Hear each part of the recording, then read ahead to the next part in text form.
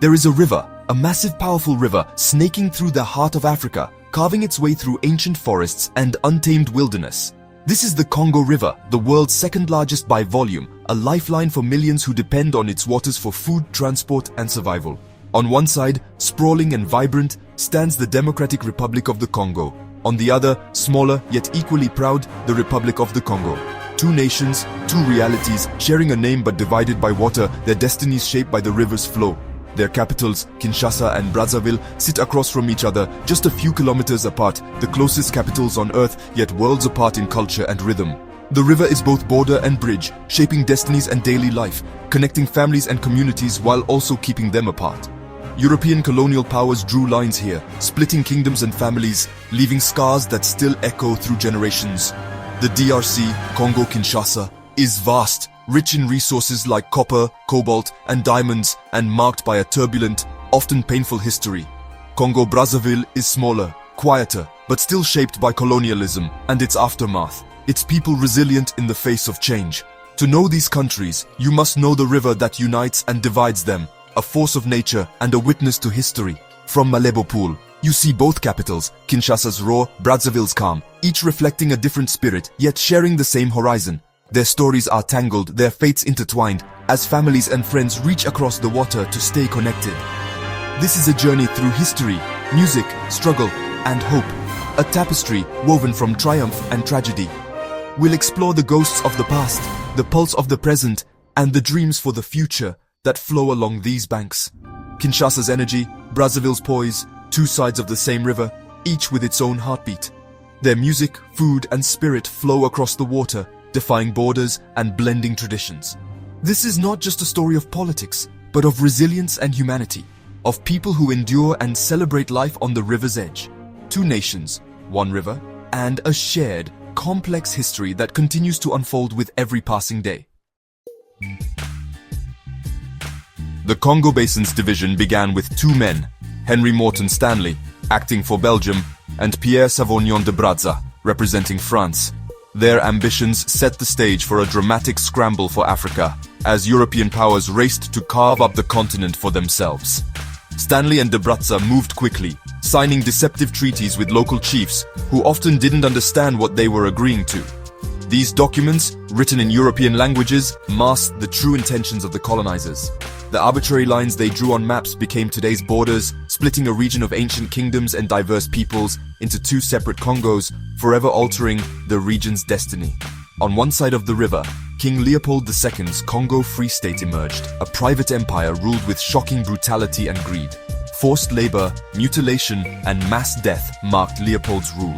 Millions perished as rubber and ivory were extracted at a terrible human cost. International outrage eventually forced Belgium to take over in 1908, but the scars of violence, trauma, and exploitation remained deeply embedded in Congolese society. Across the river, France established its own colony, French Equatorial Africa, with Brazzaville as its administrative capital and a showcase of colonial power. French rule was exploitative too, but focused more on administration and forced assimilation, creating a class of French-speaking Congolese elites who would later shape the nation's future. The DRC inherited a legacy of violence and chaos, while Congo-Brazzaville was left with a more bureaucratic, yet still deeply colonial legacy. Independence came in 1960, but both nations were shaped and scarred by their colonial wounds, struggling to define their own paths. The DRC, rich in minerals but unprepared for self-rule, faced decades of turmoil, coups, and foreign interference that stunted its growth. Congo-Brazzaville, smaller and more centralized, still struggled with instability, coups, and the challenge of forging a national identity. The colonial cut was deep, defining politics, society, and identity on both banks of the river, leaving communities divided and histories intertwined. The river itself became a living border, a line between two different colonial experiments, two different futures, and two nations still searching for healing. Today, their post-independence paths remain forever marked by these origins, as both Congos continue to grapple with the legacies of division, exploitation, and resilience. Kinshasa is a city of 17 million, a force of nature pulsing with life at every corner, every hour of the day. The city never truly sleeps, its heartbeat echoing through the crowded streets and vibrant neighborhoods. It's the world's largest French-speaking city, louder and more chaotic than Paris, with a rhythm all its own. Here, the air is thick with the sounds of conversation, laughter, and the constant movement of millions. Streets thrum with music, vendors, and the energy of survival. Every day is a testament to resilience, as people hustle, create, and adapt to the city's relentless pace. Gleaming towers rise beside crumbling colonial relics. Poverty and wealth collide in dramatic contrast, painting a portrait of a city in constant transformation. Across the river, Brazzaville is smaller, calmer, 2.5 million people, wide boulevards, and a slower pace. Life here unfolds with a gentler rhythm, offering a striking counterpoint to Kinshasa's intensity. French influence lingers in its order and architecture, visible in the elegant facades and tree-lined streets that recall a different era. Kinshasa is raw and explosive, Brazzaville, reserved and dignified. The contrast is felt not just in the streets, but in the spirit of the people. Ferries shuttle people and goods. Families span both cities. The river is a border, but also a bridge, connecting lives and stories on either side. They are rivals and siblings, each viewing the other with a mix of envy and affection, sharing a history that is both divided and intertwined. Kinshasa's growth is wild and unplanned, straining infrastructure and challenging the city's ability to keep up with its own expansion. Brazzaville feels more manageable, with modern landmarks and a sense of order that brings a certain calm to daily life. The capitals are a living snapshot, one a sprawling giant, the other a composed neighbor, each reflecting the hopes and challenges of their people. Their daily realities are shaped by history, geography, and the river between them, which has witnessed centuries of change and connection. Yet their destinies remain linked, forever facing each other across the water, bound by the currents of the Congo. Two cities, two worlds, one river, endlessly shaping the lives and futures of those who call its banks home.